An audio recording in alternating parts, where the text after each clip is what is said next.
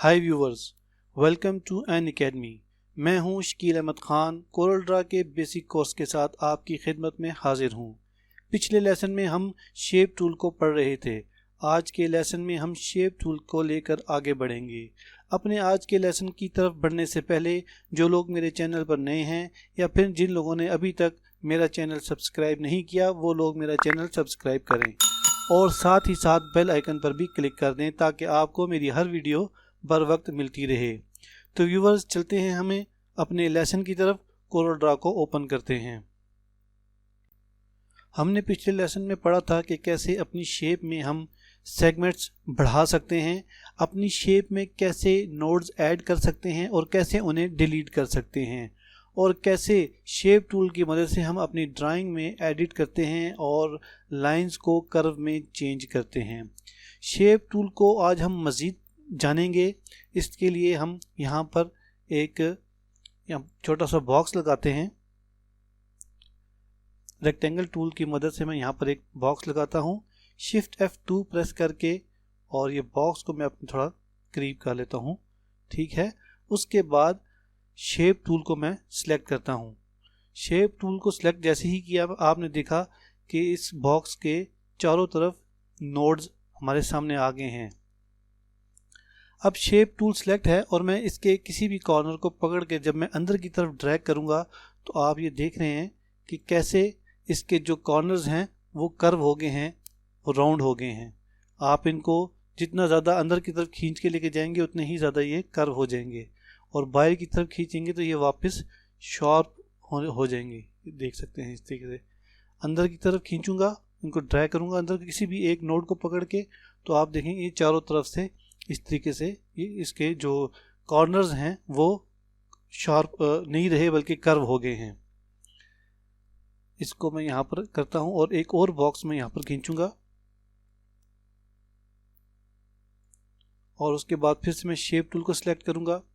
अगर मैं ये चाहता हूँ कि मेरे जो सी कॉर्नर्स हैं मैं अपने हिसाब से किसी हिसाब से इनको कम या ज़्यादा करूँ, तो यहाँ पर आगे आप देख रहे हैं प्रॉपर्टी बार पर यहाँ पर ये जो सा हमारी ये वाली फील्ड है, ये हमारे इस जो से रेक्टेंगल बॉक्स की टॉप जो से लेफ़्ट कॉर्नर बनता है हमारा इस फील्ड में, और ये वाला बॉटम लेफ़्ट कॉर्नर है, और यहाँ पर टॉप राइट कॉर्नर और ये टॉप बॉटम कॉर्नर है।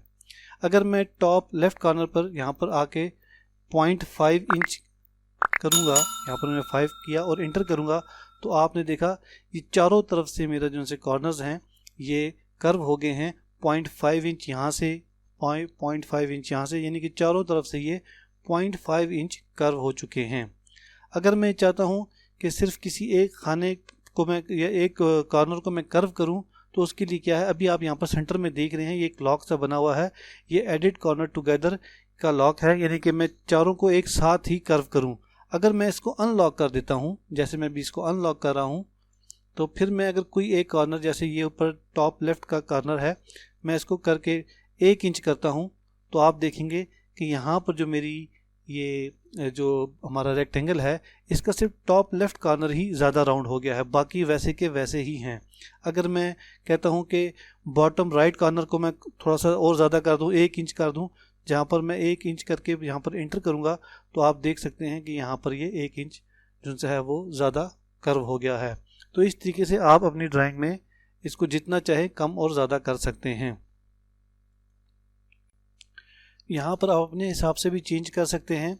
मैं यहाँ पर एक और बॉक्स बनाता हूँ इस जगह पर, और अगर यहाँ से शेप टूल को सिलेक्ट करता हूँ, अगर मैं चाहता हूँ कि मैं माउस के ही ज़रिए सिर्फ इस कॉर्नर को राउंड करूँ, तो मैं जस्ट इस पर क्लिक करूँगा इस नोड पर आके। देखिए मैं माउस के लेफ़्ट बटन से इस पर क्लिक करता हूँ तो बाकी की जो 3 हैं नोड्स हैं वो अनसेलेक्ट हो चुके हैं, और सिर्फ एक इस वक्त नोड सेलेक्ट है जो टॉप लेफ़्ट साइड पर है। और उसके बाद जब मैं इसको माउस के लेफ़्ट बटन से प्रेस करके अंदर की तरफ ड्रैग करूँगा, तो आप देख सकते हैं कि सिर्फ वही वाला कॉर्नर जो है वो राउंड हुआ है, बाकी वैसे के वैसे ही हैं।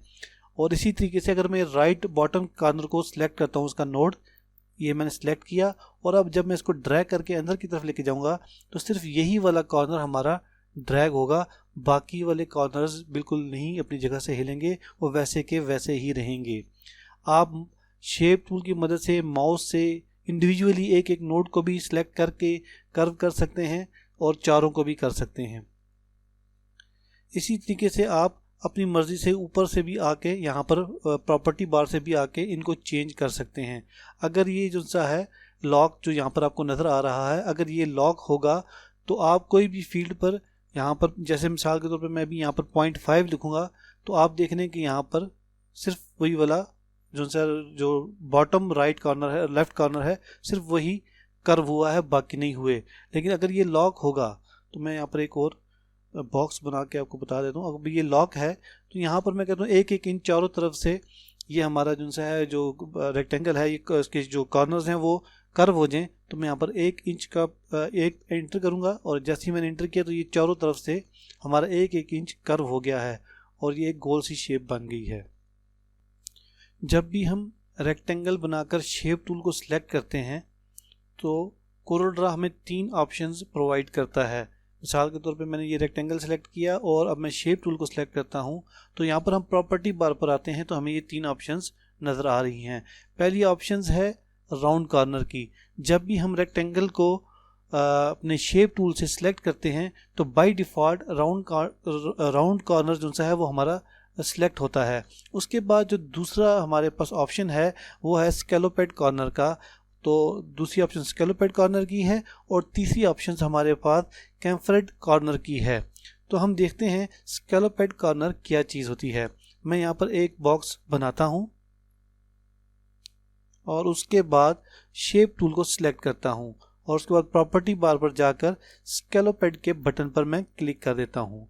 जैसे ही मैंने स्कैलोपेड के बटन पर क्लिक किया और यहाँ पर आकर मैं शेप टूल की मदद से इस नोट को पकड़ के ड्रैग करते हुए अंदर कॉर्नर की तरफ लेकर आऊँगा, तो आप देख रहे हैं कि इसके चारों तरफ कॉर्नर जो से हैं वो अंदर की तरफ कर्व हो गए हैं। इसको स्कैलोपेड शेप कहते हैं। मैं एक और लगाता हूँ, बॉक्स लगाता हूँ मैं एक और यहाँ पर आके शेप टूल को सिलेक्ट करता हूँ और अगर फ़र्ज़ किया कोई भी एक कॉर्नर को सिलेक्ट करके मैं उसको अंदर की तरफ शेप करना चाहूँ ड्रैग करके, सॉरी ये तो जो सा राउंड कॉर्नर हो गया है। यहाँ पर हम स्कैलोपेड को सिलेक्ट करते हैं, उसके बाद में आके इस वाले नोड को सिलेक्ट करता हूँ और फिर मैं इसको अंदर की तरफ ड्रैग करता हूँ। तो आप देख रहे हैं बाकी 3 अपनी जगह पर ही हैं, लेकिन हमारा जो सा ये राइट टॉप कॉर्नर है इस स्कैलोपेड शेप में कन्वर्ट हो चुका है। अगर मैं उसके बाद अगर यहाँ से इस नोड को पकड़ के सिलेक्ट करता हूँ और इसको अंदर की तरफ ड्रैग करूँगा तो आप देख सकते हैं कि ये 20 स्कैलोपेड शेप में कॉर्नर जो है वो चेंज हो चुका है। इसमें भी वही चीज़ें हम कर सकते हैं। प्रॉपर्टी बार पर आकर हम अपनी मर्ज़ी से कोई भी यहाँ पर फिगर लिखेंगे तो उसके हिसाब से हमारी ये शेप चेंज हो जाएगी। मिसाल के तौर पर एक और हम बॉक्स बनाते हैं। फॉर एग्जांपल हमने ये एक बॉक्स बनाया, शेप टूल को सिलेक्ट किया और स्कैलोपेड को सिलेक्ट किया, उसके बाद यहाँ पर लॉक है और मैं इसको कहता हूँ कि 0.5 इंच चारों जगहों से हमारा जो सा है ये स्कैलोपेड शेप में चेंज हो जाए। तो मैं यहाँ पर 0.5 इंटर करूँगा तो ये देखें ये हमारी शेप चारों तरफ से जो है उस स्कैलोपेड कॉर्नर्स में चेंज हो चुकी है। एक और मैं यहाँ पर बॉक्स बनाता हूँ और अगर मैं कहता हूँ कि अनलॉक कर देता हूँ इसको और मैं कहता हूँ राइट बॉटम से ये हमारी तकरीबन 1 इंच जो सी है वो शेप स्कैलोपेड में चेंज हो जाए, तो मैं करता हूँ यहाँ पर टाइप करूँगा और इंटर कर दूँगा। सॉरी ये राउंड कॉर्नर होगी। यहाँ पर पहले हम स्कैलोपेड को सिलेक्ट करते हैं, फिर इसको सिलेक्ट करके अब मैं करूँगा यहाँ से 1 इंच यहाँ पर टाइप करूँगा। तो आप देखें सिर्फ एक ही जगह से हमारी ये शेप चेंज हुई है। इसके बाद हम थर्ड ऑप्शन पढ़ेंगे।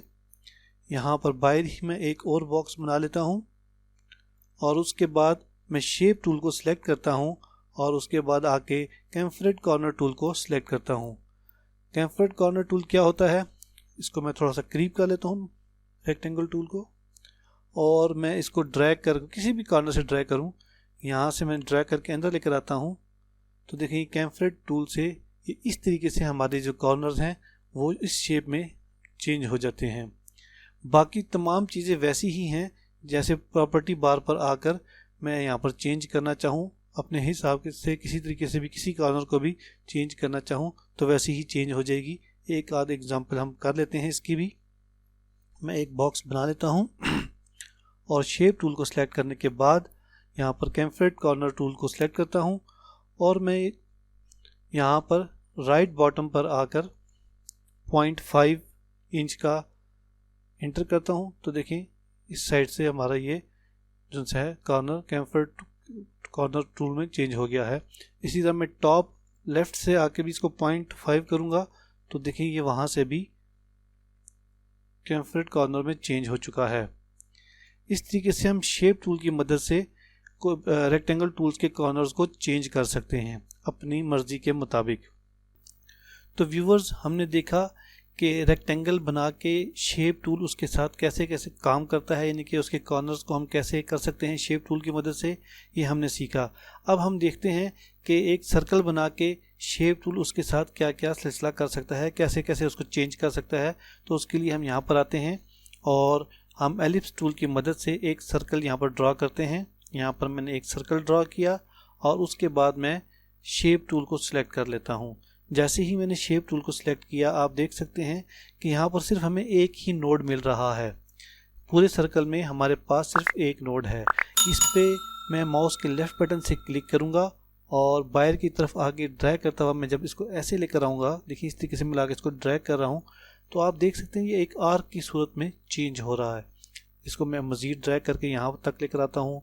फिर इस वाले नोड को, अब ये हमारे पास दो नोड हो चुके हैं, देख रहे हैं आप, एक नोड वहीं पर रह गया है और एक नोड ये आ गया है। और यहाँ से इसको पकड़ के मैं जब बाहर की तरफ खींचा हुआ लगे इस तरफ आऊँगा तो ये एक आर्क की सूरत इख्तियार कर गया है। यहाँ पर मैं एक सर्कल और ड्रा करता हूँ। मैंने एक सर्कल और ड्रा किया और शेप टूल को सिलेक्ट किया।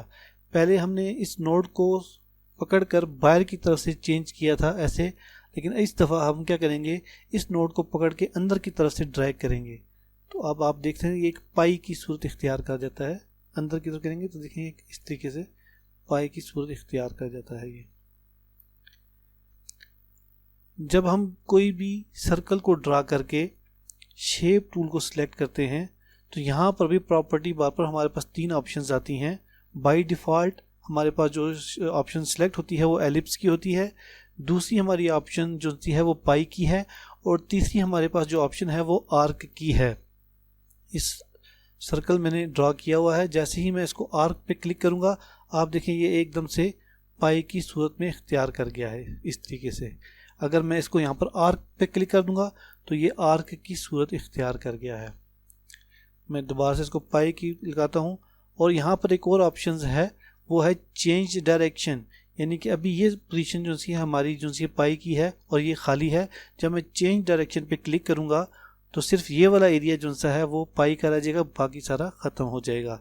इसी तरीके से आप आर्क में भी कर सकते हैं। मिसाल का मैंने आर्क बनाया यहाँ पर, इस वक्त ये जगह जो सी है खाली है, बाकी सर्कल ड्रा हुआ है। तो यहाँ पर जब मैं इसको डायरेक्शन चेंज करूँगा तो जो पहले खाली जगह थी सिर्फ वहाँ पर आर्क रह जाएगा और बाकी सारा ख़त्म हो जाएगा।